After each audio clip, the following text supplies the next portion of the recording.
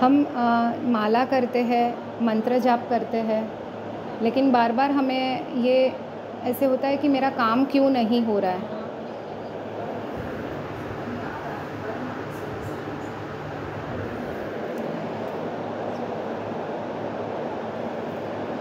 आज जो कथा सुना रही हूँ वो कृष्ण भगवान और उद्धव जी की है।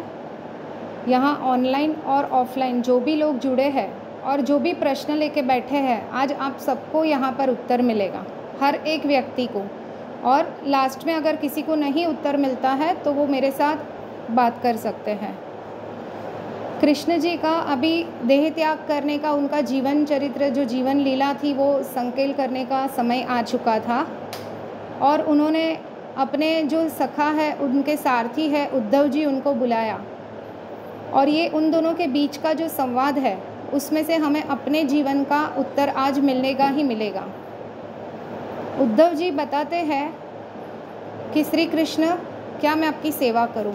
तो श्री कृष्ण उनको बुलाते हैं और बोलते हैं कि उद्धव जी, पूरा जीवन आपने मेरा सारथी की तरह, एक सखा की तरह, एक मित्र की तरह आपने मुझे सहयोग दिया हुआ है। आपने कभी भी कुछ नहीं मांगा है। मैंने इतने बड़े जीवन काल में बहुत सारे लोगों को वरदान दिया है, सबने कुछ ना कुछ मांगा है, मांग के लिया है, मेरे से आशीर्वाद रूप लिया है, वरदान लिया है। तूने कभी भी कुछ नहीं मांगा, लेकिन आज मुझे मेरे अंतिम काल में, अंतिम समय में, जब मेरा देह त्याग करने का समय आया है, तो मैं अपनी खुशी से तुझे कुछ देना चाहता हूँ। तो तुझे क्या चाहिए वो मांग, क्योंकि तू कभी भी कुछ नहीं मांगता है, अंतरात्मा से भी कुछ नहीं मांगता है। उद्धव जी बताते हैं, प्रभु आज भी मुझे कुछ नहीं चाहिए, लेकिन मेरी कुछ आशंकाएं हैं, उसके लिए आप मुझे थोड़ा सा जवाब दे तो मैं थोड़ा संतोष उसमें अनुभव कर सकूं। आप बुलाओ तो मैं प्रश्न पूछूं। कृष्ण जी बोलते हैं, पूछ, कोई भी बात नहीं है। तो बोला कि सबसे अच्छा मित्र कौन है? श्री कृष्ण बताते हैं कि उद्धव, अब मैं जो तुझे उत्तर देने जा रहा हूँ, मैंने कुरुक्षेत्र में जो अर्जुन को बताया था वो भगवत गीता थी, लेकिन आज मैं तुझे जो जवाब दे रहा हूँ और हम दोनों के बीच का जो संवाद है, वो उद्धव गीता के माध्यम से महाभारत में प्रस्तुत होने वाली है। तो अगर कोई महाभारत का ग्रंथ पढ़ रहा है तो उसमें उद्धव गीता के अध्याय में आपको ये जो संवाद है वो मिलेगा वहाँ पर। तो बोला, सबसे अच्छा मित्र वो है कि जब मित्र को ज़रूरत है तब बिना किसी मांगने के पहले वो मित्र हाजिर हो जाए और उन्हें उस परिस्थिति में सहयोग दे। प्रभु, मेरा प्रश्न उसी के संदर्भ में है। मैं अभी तक ये जान नहीं पाया हूँ कि आपने उपदेश कुछ और दिया है और आप अपने व्यक्तिगत जीवन में कुछ अलग प्रकार से जीवन जी रहे थे। तो बहुत सारे ऐसे प्रश्न हैं कि जिसका मुझे समाधान अभी तक मेरे जीवन में नहीं मिला है। तो बोला कि मित्र तो सबसे अच्छा आपने बताया, तो पांडव आपके बहुत अच्छे मित्र थे, तो आपने उनको सहयोग क्यों नहीं किया? जब धृतराष्ट्र और दुर्योधन का ये जो चौपाट खेलने का गेम चल रहा था, युधिष्ठिर का और कौरव और पांडवों का, तभी भी आप वहाँ पर उनको बोल सकते थे, और ये नहीं होता तो शायद महाभारत की रचना नहीं होती थी और ये कुरुक्षेत्र का युद्ध नहीं होता था। वो तो छोड़ो, आपने खेल खेलने दिया, लेकिन अगर आप चाहते तो जो पासा थे वो आप युधिष्ठिर के फेवर में कर सकते थे, जो आपने नहीं किया। तीसरी बात, उसकी सभी भाइयों को उसने दांव पे लगाया, लेकिन जब द्रौपदी का समय आया उस समय भी आप शांत रहे। चौथी बात कि जब द्रौपदी को अपना शील जब दांव पे लग चुका था एक स्त्री का, तभी भी आप सामने नहीं आए। जब वस्त्र हरण हुआ तब आप आके वहाँ पर उसका चीर पूरने लगे। और उसके बाद थोड़ी सी राज्य या गांव या ज़मीन या जायदाद कुछ भी आप पांडव के पक्ष में कर सकते थे, लेकिन आपने ऐसा कुछ भी नहीं किया और फिर भी आप उनके सबसे गाढ़ सखा हो।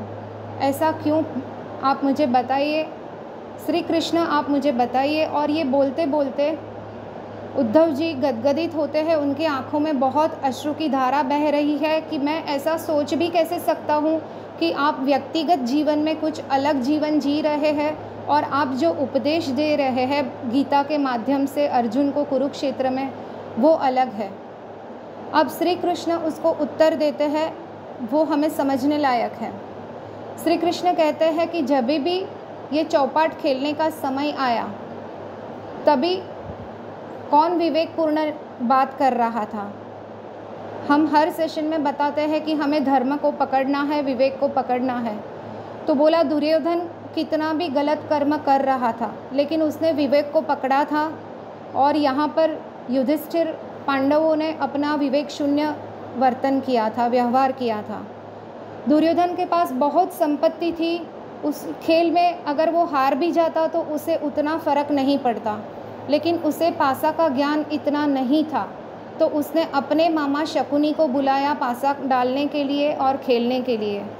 यहाँ पर पांडवों ने मुझे नहीं बुलाया, उसका मुझे कोई भी ग्लानि नहीं है, वो तो छोड़ ही दो बात। लेकिन जब पासा डाल रहे थे तभी भी वो लौकिक में थे, और वहाँ पर जाने से पहले युधिष्ठिर ने पूजा की थी कि जब तक हम न बुलाए तब तक कृष्ण को वो कक्ष में आना नहीं है। तो मैं किस प्रकार से वहाँ पर उपस्थित हो जाऊँ, और मैं वहाँ पर द्वार पर ही खड़ा था, लेकिन मुझे अंदर आने की अनुमति पांडवों ने नहीं दी थी। उन्होंने पूजा के माध्यम से, मंत्र जाप के माध्यम से मुझे बांध के रखा था, जो मैं और युधिष्ठिर जानते हैं। तो इसलिए मुझे वहाँ पर द्वार पर खड़ा रहना पड़ा, द्वारपाल बनकर। दूसरी बात, जब युधिष्ठिर हार रहे थे तब उसने अपने भाइयों को भी दांव पे सबसे पहले लगाया। उस समय भी मैं नहीं आ सकता था क्योंकि उस वक्त वहाँ पर अधर्म शुरू हो चुका था और विवेक शून्य बातें युधिष्ठिर कर रहे थे। उसके बाद द्रौपदी को लेने के लिए दुर्योधन ने जब दुशासन को भेजा, तभी भी जो द्रौपदी है वो अपने लौकिक में और अपने बलबूते पर वो वहाँ पर ज़बरदस्ती कर सकती थी, खुद को बचा रही थी, लेकिन वो बच नहीं पा रही थी। कक्ष में आई तभी भी उसने मुझे याद नहीं किया था, लेकिन जैसे ही कक्ष में उसके वस्त्र को स्पर्श किया गया कि अभी निर्वस्त्र करने का समय आ चुका है, उस वक्त उसने बोला कि अभ्युदय श्री कृष्ण, और मैं बिना विलंब किए अंदर चला गया और उसका चीर मैं पूरते रहा। तो जब तक मुझे पुकारेगा नहीं तब तक मैं वहाँ पर आके मेरा प्रभाव नहीं दे सकता। उद्धव जी वापस पूछते हैं कि श्री कृष्ण, तो क्या हम अगर बुलाते हैं तभी ही आप आओगे? हम सबके ये मन में प्रश्न है कि ऐसे कैसे प्रभु है कि हम बुलाते हैं तब आते हैं। तो क्या आप सामने से आके अपने भक्त को मदद नहीं करोगे? उनके जो प्रश्न है उसमें आप उनको उत्तर नहीं दोगे? तो श्री कृष्ण ने बताया कि मैं हमेशा हर व्यक्ति के साथ ही हूँ, उसके बाजू में ही हूँ, उसके अंतर में ही हूँ, उसके आत्मा में ही, मैं हृदय में ही स्थापन करके रहता हूँ। उद्धव जी पूछते हैं, तो उस वक्त आपने ऐसे क्यों नहीं किया? अगर आप साक्षी भाव से बाजू में रहते हो, हमारे अंतर में रहते हो, तो हम जब गलत कर्म करते रहते हैं और हम पाप करते रहते हैं और आप साक्षी भाव से उसे देखते रहते हो, हमारे पाप की गठरी जमा होती ही जा रही है, लेकिन आप उसमें हमें अलर्ट नहीं करते हो, हमें ध्यान में नहीं लाते हो कि ये पाप की गठरी मेरी बढ़ रही है और हम पाप के ऊपर पाप करते ही जा रहे हैं और हम कुछ ना कुछ अलग व्यवहार कर लेते हैं। अभी तक सबको बहुत सारे अपने जीवन के प्रश्न के उत्तर इसमें कनेक्ट हुए रहेंगे। अभी जो श्री कृष्ण बताते हैं कि मैं आपके बाजू में साक्षी भाव से हर क्षण हर पल समग्र पृथ्वी पर, समग्र विश्व में, ब्रह्मांड में मैं हूँ, लेकिन जब व्यक्ति सरेंडर भाव से, विश्वास भाव से मुझे याद करता है तो वो मुझे महसूस कर पाता है। लेकिन हर क्षण व्यक्ति लौकिक में रहता है और उसे जब ज़रूरत पड़ती है तब वो मुझे याद करता है, तो मैं वहाँ पर फिर भी उसे हाजिर रहता हूँ। लेकिन लौकिक में गए और गलत कर्म किए, जैसे युधिष्ठिर ने मुझे पूजा करके बोला था कि आपको वहाँ पर वो हॉल में उपस्थित नहीं रहना है जब तक हम बुलाए नहीं तब तक, क्योंकि उसे ऐसे करना था कि वो जुआ खेल रहे हैं, वो उसको मुझे बताना नहीं था। तो ऐसे हर मनुष्य कुछ ना कुछ कर्म करते रहता है जो उसे मुझे बताना नहीं रहता है, और जब फल भुगतने का आता है तब वो मेरे पास आते हैं। तो समग्र पृथ्वी पे मैं कुछ भी चला नहीं रहा हूँ। मनुष्य का, व्यक्ति का अपना कर्म ही अपने आगे आता है और फलीभूत होकर समय अनुसार उसे मिलता रहता है। लेकिन हमें ध्यान में यह रखना है कि हम हमेशा सरेंडर भाव से रहे। अगर आप सरेंडर भाव से रहते हो तो आप ऐसा कर्म कर ही नहीं सकते हो। अगर व्यक्ति महसूस मुझे करता है अपने सामने, अपने भीतर, तो वो कर्म करने से पहले ही वहाँ पर अटक जाता है। और इसीलिए जब वो लौकिक में रहता है तब वो मनुष्य भाव से एक अलग प्रकार के लौकिक व्यवहार में जुड़ जाता है, और फिर वो अपने ही क्रोध, ईर्ष्या, अहंकार में इतना लौकिक में जुड़ जाता है कि मैं उसके सामने रह के भी पुकार रहा हूँ, लेकिन व्यक्ति मुझे पहचान नहीं पा रहा है और मुझे स्वीकार भी नहीं कर पा रहा है। क्योंकि जैसे ही युधिष्ठिर की बुद्धि वहाँ पर विवेक शून्य हो गई थी, वैसे हम भी अपने जीवन के हर कर्म में कभी कभी, अगर हम लास्ट के 24 घंटे में सेल्फ के साथ देखो कि हमने कहाँ पर अपनी बुद्धि विवेक शून्य की है और कौन सा ऐसा कर्म किया हुआ है, तो व्यक्ति जब ऐसे लगता है कि गलत कर्म कर रहा है, उसी क्षण वो सरेंडर भाव से सामने नारायण को, श्री कृष्ण को महसूस करे तो उसे बहुत बड़ा परिवर्तन दिखेगा। उसमें से वो सहजता से बाहर आ जाएगा।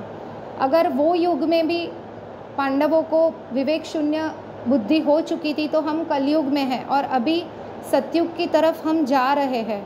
तो हमें सबसे ज़्यादा धर्म को पकड़ना है। अगर हम धर्म को छोड़ रहे हैं, अपने विवेक को छोड़ रहे हैं, तो हमारे जीवन में भी बहुत बड़ी कष्ट, पीड़ा और अलग अलग प्रकार के हमारे कर्म अनुसार हमें फल सामने आते रहेंगे। तो हमें बहुत शांत चित्त से पहले खुद के अंदर आज हमें विचार करना है कि हमने कब कब नारायण को छोड़ा है। नारायण ने तो हमें पकड़ के रखा है, फिर भी हम लौकिक में, अपने अहंकार में, अपने ईर्ष्या में, और सबसे बड़ा अपना जो स्वार्थ भरा स्वभाव आज हो चुका है।